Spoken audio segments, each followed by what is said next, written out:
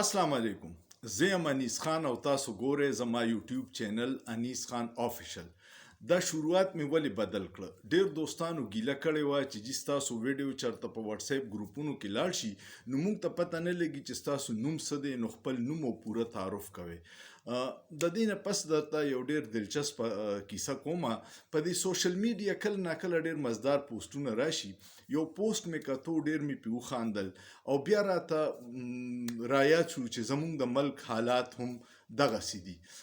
یو ځنګل وی په هغې کې د یو خرګوش د پاره سیټ راووتو د نوکرۍ. کیسه دا واورئ، مزه به ترې ډېر واورئ. نو هغې دپاره خرګوش نه میلاوېدو، نو یو میلو راغی.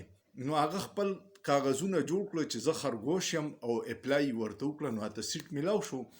د خرګوش په سیټ باندې میلو ډیوټي کوله، زه چې کاغذونو کې میلو و.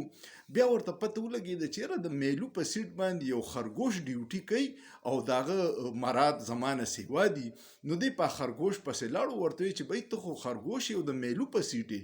خرګوش والا خپل کاغذ راویستو چې بهی په کاغذ کې زه میلو یم، دا د میلوګانو سیټ و، خو زه خو میلو یم، زه خرګوش نه یم.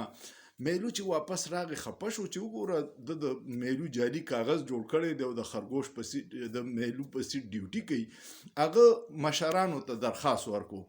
مشران خو تاسو ته پته چې ځنګل بادشاه چې هغه شیري، نو د دې میلو ته خپل ملګرو وویل چې ته هغوی ته لاړ شه. هغوی کمیټي جوړه کړه د شیرانو او دې هم راوغوښتو او خرګوش هم راوغوښتو. خرګوش چې پیش شو، نو خرګوش ته یې وی چې ته د میلو په سیټ باندې ته میلو یې، ستاسو څه ثبوت دی؟ هغه خپل کاغذ پیش کړو چې جی زه میلو یم، دا دی کاغذ در سره.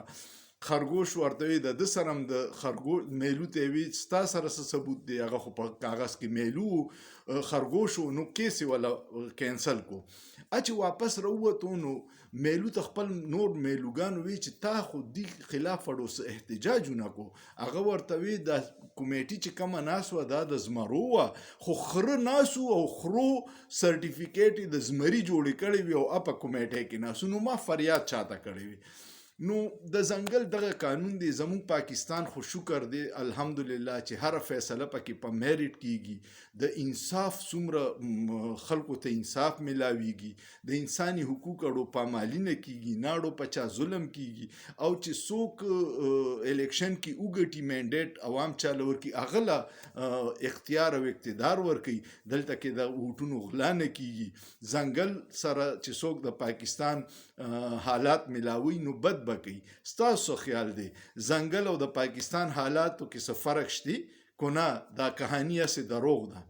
کمنټ په لازمنو کې او سوچ پیو کې، په سوچ کې څه ګناه نشته.